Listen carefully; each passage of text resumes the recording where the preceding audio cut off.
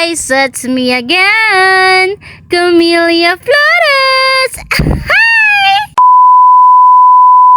So for today's video ay mansari nga namin ni Kipi. Kaya anong gagawin yung dalawa? Hindi gad kami maghihimo bata kay hindi pa naglalakaw sisi.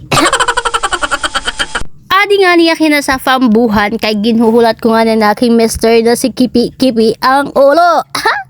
So ngayon nga niya ay mapakadto kami ngayon sa Katarman para nga ni mag-date something to the next in the universe kaming dalawa.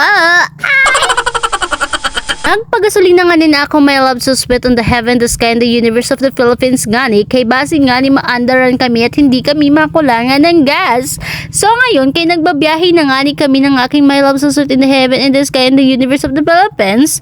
Adi kami tikadto na kami na sa Katarman. Kundi nagse-celebrate na mo ang amo death anniversary. Diri death anniversary bungog ka.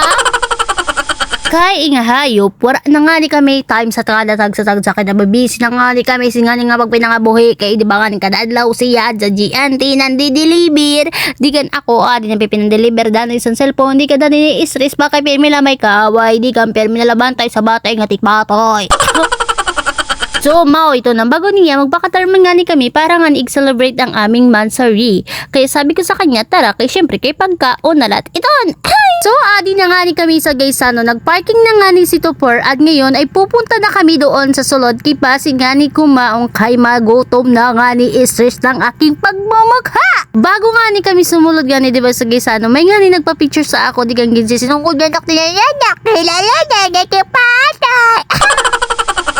Siyempre, kay di mangkit magyaman nga dinalakit kaon sa Gaisano basi nga ni maka-anli rice kit.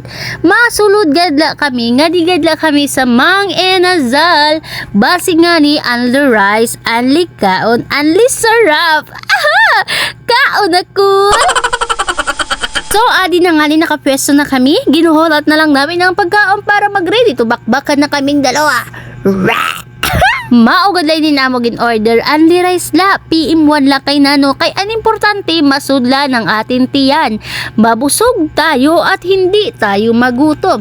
Kay kapag mayaman na tayo, bibili na tayo ng lupa. Inga demonyo pagkaon ng istorya lupa ko no. Hay nagko talaga.